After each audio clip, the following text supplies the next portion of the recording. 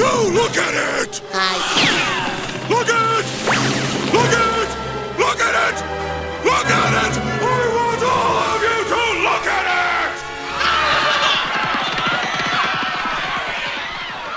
it! In an article from The Quietist published in May of 2024, author Iman Ford discusses how the music industry, due to a number of factors, may be on the way to a major downward trend. Despite steady growth in the last few years, Ford points out how things like the lack of a post-COVID bounce back for artists not at the top of the industry, and the nickel and diming of fans from things like exclusive superfan apps to exorbitant and, to be honest, extortionate ticket prices, were reminiscent of the year 1999, the year where though CD sales reigned supreme, the MP3 format was coming in hot and marked a 14-year decline in the music industry, with lack of humility and hubris from the tippy top of the industry being the culprits. It was quite the experiment to spend a couple of years living in 1999, all while knowing what the ending was. The warning signs of an impending disaster all were there if you were self-critical enough to spot them. And now, in 2024, with the same sense of arrogance and entitlement gripping the industry, I cannot help but feel like Cassandra. For those unaware, Cassandra is the Trojan priestess in Greek mythology who was fated to reveal prophecies that were true, but never to be believed. Real dramatic, I know, but I think Ford was onto something when he wrote this article. Hubris. According to Merriam-Webster, it means exaggerated pride or self-confidence. And there are a lot of people in the music industry overflowing with hubris. It's how we get larger-than-life performers, controversial and innovative auteurs, and many an inflated ego. Now, I know we're taught from a young age to be humble and gracious and make ourselves smaller because arrogance is frowned upon, but I feel like it's different when it comes to musicians. I feel artists can get away with having lots of hubris because once they get to a certain point, their art transcends their names. And then as listeners, we continue to feed that hubris, whether that be through becoming more than casual fans, buying/streaming their music, attending their concerts, buying whatever products they may slap their names on. I think about this whenever I hear this section from Pitbull's musings on Jennifer Lopez's 2013 single, Live It Up. Whose name is globally known? Whose name is on the check, and they add in an O? Whose name is on the blimp when the world is yours? Whose name on schools, huh? Slam for show. I know it's hard to understand how a boy grew to a man to a brand. The issue arises when your hubris leaves the containment of the inner sanctum of you and your dedicated fan base and begins to infect. That's a strong word. Let's say infiltrate. Damn, that's a stronger word. Encroach. That's a pretty strong word as well. Whatever. Force upon people who were none the wiser because you thought you were God's gift to the world. And while there are many topics that this can apply to that I'm not qualified to discuss, I think the release of U2's Songs of Innocence is a perfect case study on how hubris warps the mind of an artist. I woke up at the moment the miracle occurred. I heard a song that made some sense out of the world. Everything I'd ever lost now had been returned in the most beautiful sound I'd ever heard. Hello everyone, and welcome back to It's Just Music, the YouTube channel where I subject you, the viewer, to whatever music-related topic I happen to be hyperfixating on. Today, we are going to be talking about the somewhat controversial 13th studio album by Irish rock band U2, 2014's Songs of Innocence. This album is a mix of meme and infamy at this point after its release over a decade ago. It's the album, if you happen to be an Apple product user, you could not escape until Apple promptly gave you a way to scrub the album from your music library. Even if you have an Apple product today, you probably still have the album on there if you didn't take the time to remove it. Many Apple users weren't happy with our decision to give away U2's latest album, Songs of Innocence, as an automatic iTunes download. U2 is a band, I should add, that ranked #1 in a poll taken by senior Apple executives last April at a golf and spa retreat in Palm Springs, so we thought this was a no-brainer. But apparently, to today's youth, giving away a free album from one of the best bands of all time is like going to their house and taking a gigantic crap on their doorstep. And an estimated $100 million deal brokered between the band and Apple Inc., with the blessing of CEO Tim Cook. Songs of Innocence was made available for free to Apple patrons on September 9, 2014, automatically added to your library. No cost, no fuss. We all like free things, right? Now, you'd think that receiving a brand spanking new album from one of the best-selling bands of all time would put people in a somewhat pleasant mood.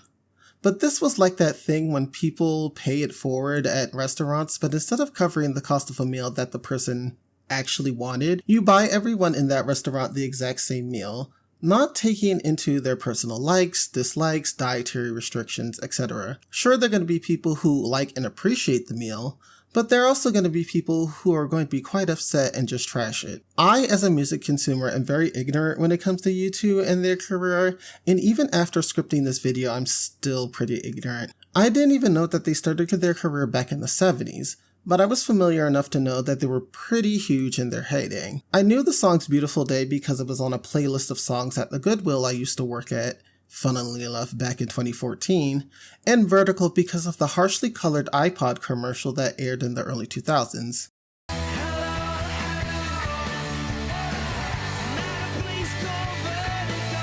Oh, and that for some reason a lot of people really don't care for Bono or think he is very full of himself.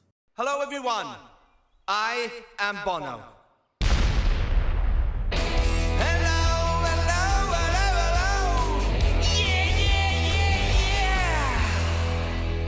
But looking at the conception of this album and its subsequent rollout, I feel you have to have quite a bit of hubris to think that despite dwindling popularity and an already polarizing public image, at least from your frontman, that you were going to give away your latest album for quote-unquote free to millions of people and hope for the best. Mind you, there are a handful of artists I believe would/could do this and possibly get away with it without so much backlash. There would still be some backlash nonetheless. I mean, Taylor Swift plastered her face on Papa John's pizza to push sales of her album Red, and I don't really hear too many people talking about that stunt. But you actually had to request the deal to get the album, and she didn't come to your house and forcefully make you listen to 22 on repeat while you were trying to watch TV with your extra large 2-topping pizza. But enough prattling on. Put me on in the background while you clean your house or scrub your iPhone of this album, and let's discuss Songs of Innocence. Like I stated earlier, Songs of Innocence is U2's 13th studio album. It also marks the longest gap between releases from the band at 5.5 years. The album before that, No Line on the Horizon, was met with positive reviews but lackluster sales from the band's perspective, topping out at around 5 million copies sold worldwide, without a breakout single to help bolster sales. For comparison, their release before Horizon, 2004's How to Dismantle an Atomic Bomb, was the 4th best-selling album of that year worldwide with over 10 million copies and included the standout single Vertigo, which was a top 10 hit in almost every music market it charted in and had prominent advertising in an iPod commercial. No Line on the Horizon's first single, Get On Your Boots, was received tepidly and failed to capture the general public's attention. Here in the US, it peaked within the top 40 of the Hot 100 and was gone in 2 weeks' time. Bono had this to say about the album's commercial disappointment in an interview with the Associated Press. We weren't really in that mindset. We felt that the album is almost an extinct species, and we tried to create a mood and a feeling, and a beginning, middle, and an end. And I suppose we've made a work that's a bit challenging for people who have grown up on a diet of pop stars. This is usually the go-to complaint from aging musicians once their sales begin to see some sort of decline. Blame the newer, fresher, usually pop or pop-adjacent acts. And this excuse kind of doesn't work since in the 80s and 90s the band were up against world-renowned pop acts like Madonna, Michael Jackson, and the Spice Girls. Their 1987 album, The Joshua Tree, is among one of the best-selling albums of all time, with 25 million copies sold. Bono would later say that No Line on the Horizon was quote-unquote not very accessible, lyrically or musically. But at the time, it seemed likely between the burgeoning club boom of the late 2000s and early 2010s, and just to be frank, a dip in relevancy, it was bothering the band. Bono even said in a 2011 interview with Rolling Stone that he wasn't sure about the band's relevancy, and that he would be happy with just ending the band after No Line on the Horizon, though he also said in the same interview he doubted that would happen. Despite the slump in sales between those two albums, No Line on the Horizon's subsequent 360 tour grossed over $700 million and was at one point the most successful tour of all time. It now sits at 5th. Though as the tour pressed on, the number of Horizon songs on the setlist decreased from 6 during the first leg to 3 by the last, reflecting on how the band felt about the album and how they felt their audience felt about it as well. Adam Clayton echoed this sentiment in a 2011 interview with Rolling Stone. Yeah, it's unfortunate. We would like to be playing more of the material from the album. It got great reviews. There's great material on the record, but there's no point of banging away songs to people who don't get it. It didn't catch fire. It's old news now. The single didn't work, and when the single doesn't work, people don't have a way into the record. The band was struggling with their place in the world as a relevant music act. There were plans to release a comparative follow-up to No Line on the Horizon, Songs of the Ascent, in 2009, but the project was continually delayed due to the unfruitful recording sessions, the aforementioned 360 tour, and Bono and the Edge's work on the ill-fated musical Spider-Man Turn Off the Dark, which can be a whole video in itself based on how much of a mess that was, but one thing at a time. The Irish Independent reported in December of 2009 that the band was in the process of recording their next album, aiming for a summer 2010 release. U2's manager at the time, Paul McGuinness, had this to say about the music. I've heard some of the stuff the guys played, and yeah, it's great. Bono is always an optimist, but he seems confident of getting a new record out by the end of the next 6 months. They're talking about June. By the time, we will be ready to go back on tour, and I think that'll give us a different flavor. McGuinness would change his tune in April of 2010, saying that the album would come towards the end of the year instead, but that music could make its way onto the band's tour. This was probably for the best because unfortunately, the summer leg of the 360 tour had to be rescheduled due to Bono undergoing emergency back surgery for a compressed sciatic nerve, extending the tour into the following year. However, they used the downtime to continue to work on the upcoming album. In August of 2010, news broke that the band was working on not 1, not 2, but 3, technically 4, albums. The aforementioned Songs of Ascent, a rock album, and a club-oriented record. Bono also wanted the band to further develop the songs he and the Edge were working on for the Spider-Man musical into a full-length LP, but was met with indifference from bassist Adam Clayton and drummer Larry Mullen Jr. Tracks mentioned were Glastonbury, named after the Summer Music Festival, with Bono comparing it to the Chemical Brothers and The Prodigy,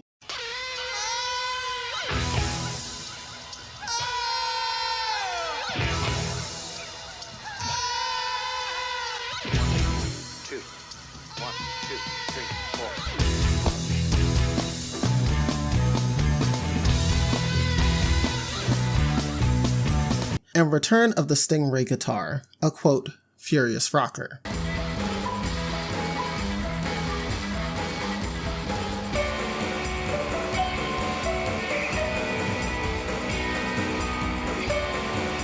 Both songs eventually made it to the setlist of the 360 tour, but not the album proper. I need to circle back around to the club sounding stuff because apparently will.i.am, David Guetta, and Red One were all involved in this particular project. Imagine hearing a will.i.am produced U2 song.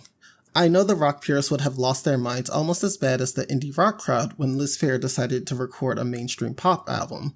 If that album were to see the light of day, this video will probably be on that instead. But in doing more research, I also learned that will.i.am was involved in the production process of No Line on the Horizon. In an excerpt from The Greatest Albums You'll Never Hear, it's noted that towards the end of 2008, frequent YouTube collaborators Steve Lillywhite and Brian Eno, as well as will.i.am, were in separate studios working on the album, with Bono stating he never wanted to do that again. Rapper Kanye West also announced this news via his official blog, which was one of the least odd things he's done in the past 15 years. will.i.am's contribution was additional production on the album's 5th single, I'll Go Crazy If I Don't Go Crazy Tonight. Luckily, or unluckily depending on who you ask, the club-centric U2 album was abandoned. In a 2011 exclusive with Rolling Stone, Bono says that the work on the album did with Red One in particular was very exciting, but wasn't at the essence of what U2 was good at. He further elaborated, saying U2 didn't want to be back in the clubs, as well as doing the quote-unquote U2 thing, which I would assume he means the arena rock stuff. Furthermore, the band felt the rock project encapsulated the essence of the band. David Guetta later clarified that he was only approached with the idea of working on a U2 project, but hadn't had any sessions with the band. This rock project, which would go on to be Songs of Innocence, was helmed by Brian Burton, better known as Danger Mouse, who produced for the likes of Norah Jones, Gorillaz, The Black Keys, and Adele. Bono had this to say about the Danger Mouse helm project to publication The Age. We may be about to do our best album ever, or we may be about to be irrelevant. The biggest challenge now will be to get a song on the radio. This seems to be one of the recurring motifs of this album, having a radio single to help the album sell. I can't speak for the rest of the band, but from what I'm getting from Bono is that despite the successes of the past, and the overwhelming bank he made on the 360 tour, he wanted to remain relevant to the general public, and the band was searching for a fresh producer who could do that for them. I do remember Danger Mouse being one of the producer du jours of the 2010s for the musicians who didn't hop on the club boom bandwagon, but from what I remember, most of his production work was more on the critically acclaimed side of success and not on the commercial side. Mind you, he did help produce Gorillaz' Feel Good Inc., and was one half of Gnarls Barkley, who made the hit Crazy, which happened to both be critically and commercially successful, but I just can't picture U2 on any of those types of songs. I happen to notice that these projects also saw the band distancing themselves from 4 of their previous collaborators: Steve Lillywhite, Brian Eno, Mark Ellis, aka Flood, and Daniel Lanois. Each of them have at least worked on one of the band's 4 previous albums up to that point. U2 would bring Flood back into the fold for Songs of Innocence's sessions a bit later down the line, but we will get there when we get there. The Danger Mouse sessions were proving to be rewarding for the band, and a tentative 2011 release date was set forth for the album. By this time, Songs of Ascent, which was supposed to be released in 2009, was scrapped entirely. One song from the project, Every Breaking Wave, was repurposed for Songs of Innocence. Initially recorded for the No Line on the Horizon sessions, and even previewed for music publications, the track was eventually left off at the behest of Coldplay frontman Chris Martin, stating that the song deserved to be finished. The song did make the setlist of the 360 tour, and it seems like the band was excited for this specific song. Maybe they believed that this was the elusive smash that Horizon was missing.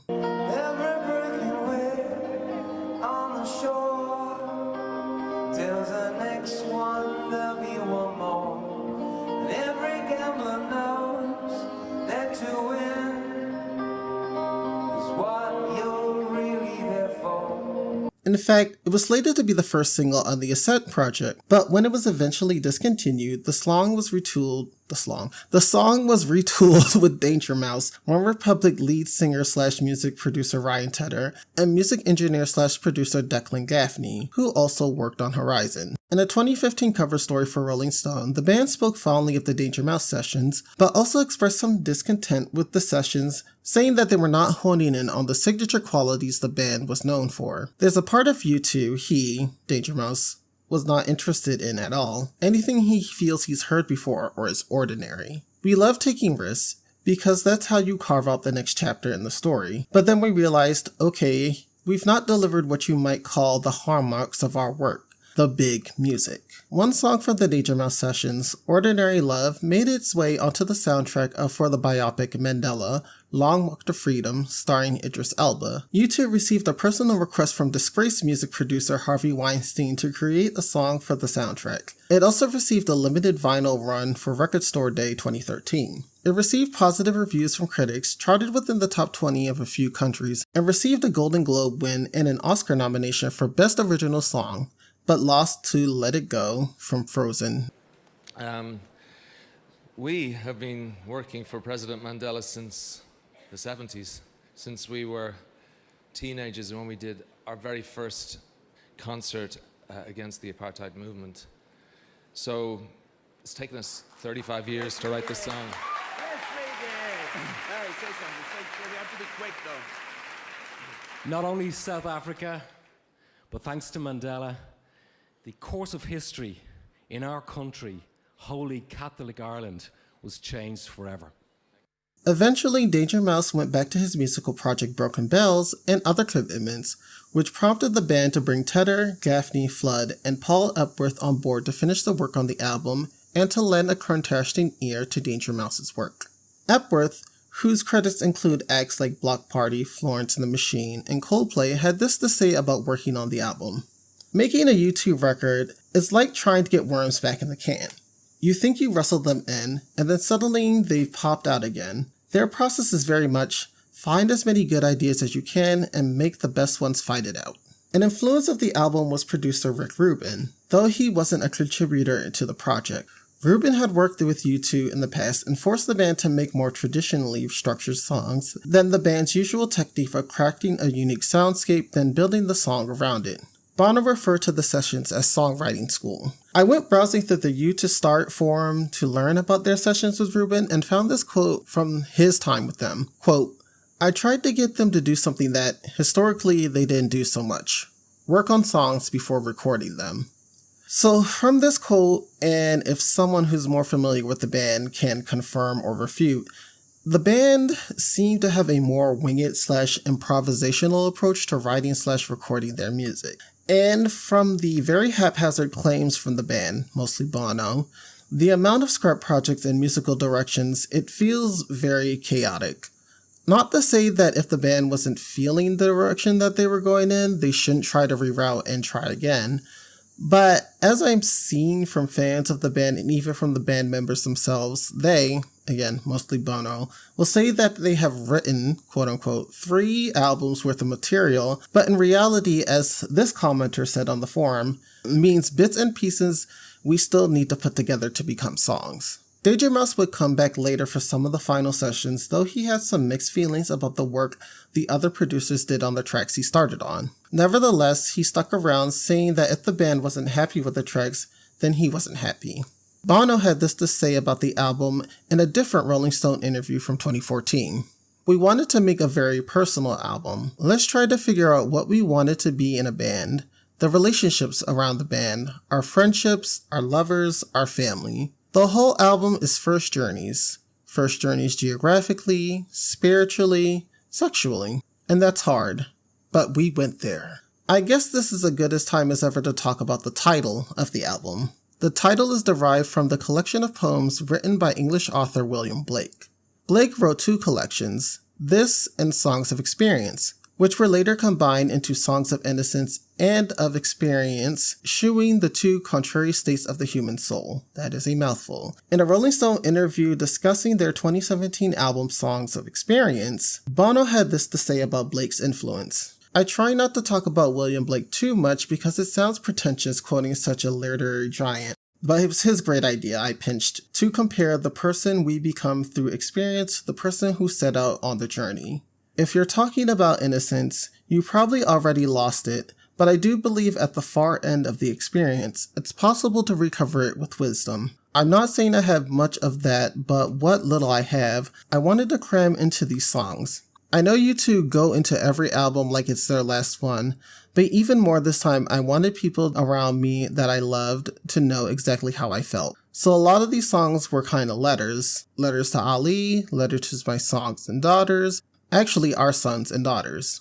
The album received another release date for December 2013, but due to the awards campaign for Ordinary Love and the passing of Nelson Mandela, further sessions were suspended until the band had completed those obligations. Billboard reported in November of that year that U2 had a new tentative date for Songs of Innocence for sometime in April of 2014, and were looking for brand partners to announce the project with a Super Bowl ad. Instead, the band teamed up with Bank of America and HIV/AIDS nonprofit RED, where they premiered a new track, Invisible, which was offered for free on iTunes. With each download of the song, Bank of America would donate $1 to RED during a limited 36-hour window. $3.1 million was raised. Listening to Invisible, it's a pretty good song, and I wouldn't have been mad if this had been the first single from the album. If I had any criticisms about it, I would say that it feels a bit closed off, which I would attribute to what I believe is the use of a drum machine and not actual drums,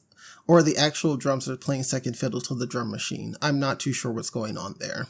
In an interview with USA Today, Bono said that Invisible was chosen for the campaign because it was the first one they finished and that they were still actively working on the album, with hopes that the album will come out that summer despite them already having lots and lots of songs. Aside from its charitable purpose, Invisible was also meant as sort of a reminder to the general public that the band was still around, despite the ongoing award campaign for Ordinary Love, but I guess no one was really checking for that award bait song. But speaking of, it makes me wonder why they didn't try to push Ordinary Love as an actual placeholder for the album, especially since the album wasn't released until 10 months after the fact. Ordinary Love had a decent showing on the charts worldwide, and I think with actual promotion, The song would have made it outside of its award prospects and could have gotten them a somewhat decent radio hit since that's what they wanted so bad. I'm not a music executive by any means. This just seems like a missed opportunity across the board. Though looking over the Ordinary Love entries on U2's website, it seems as if radio did play the song on rock formats, but I didn't see any radio format ad dates when I checked sources like All Access Media.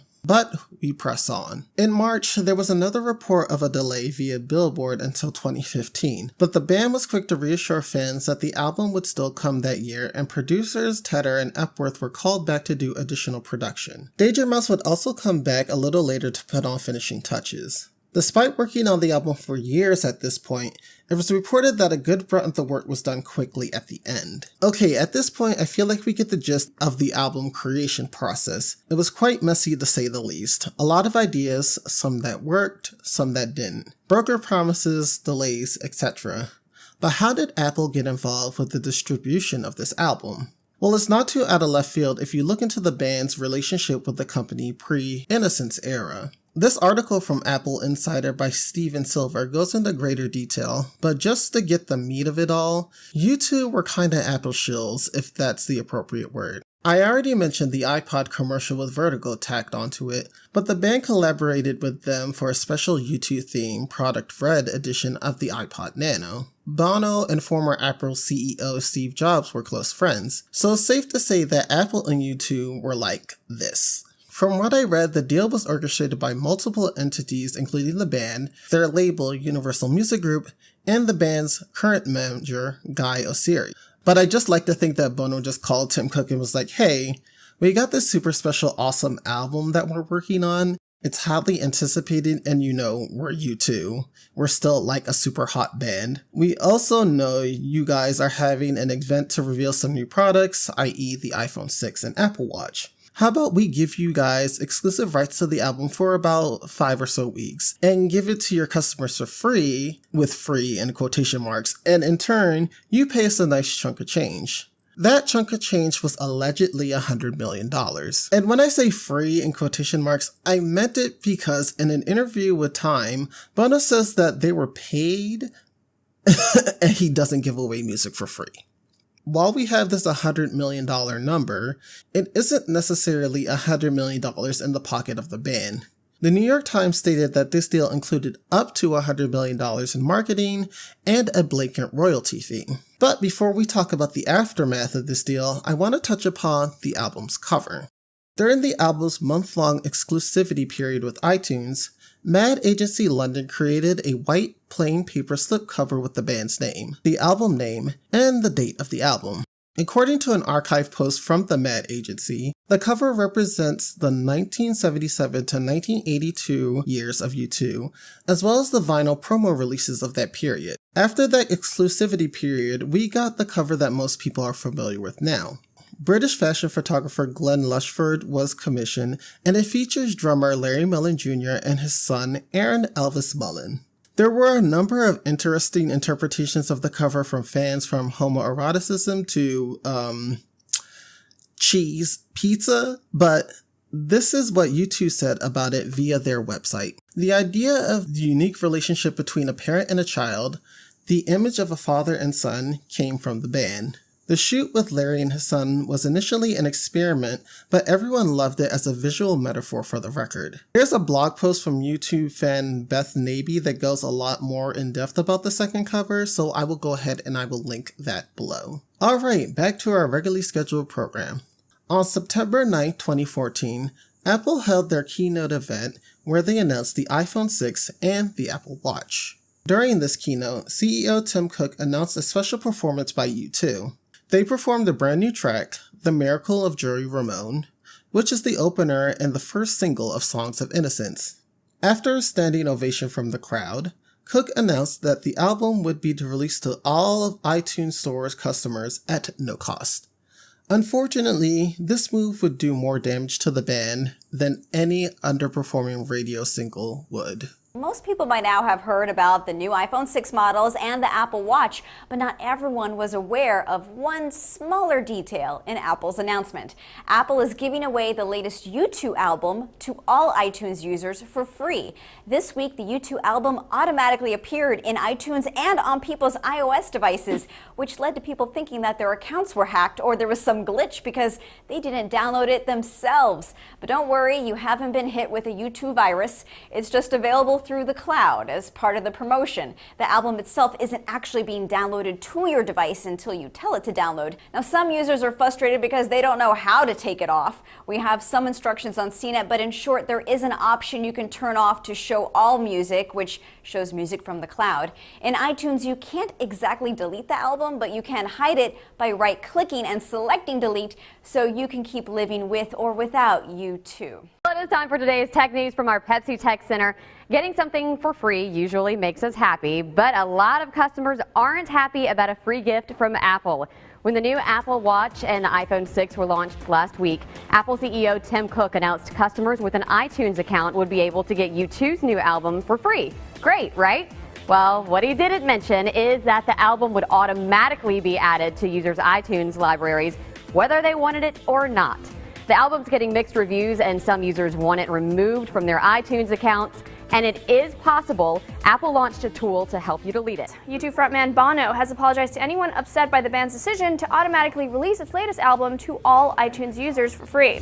In a Q&A on Facebook, the Dublin native blamed the decision to push the album to more than 500 million unsuspecting customers in 119 countries on a number of factors. Bono said, "I had this beautiful idea and we got carried away with ourselves. Artists are prone to that kind of thing.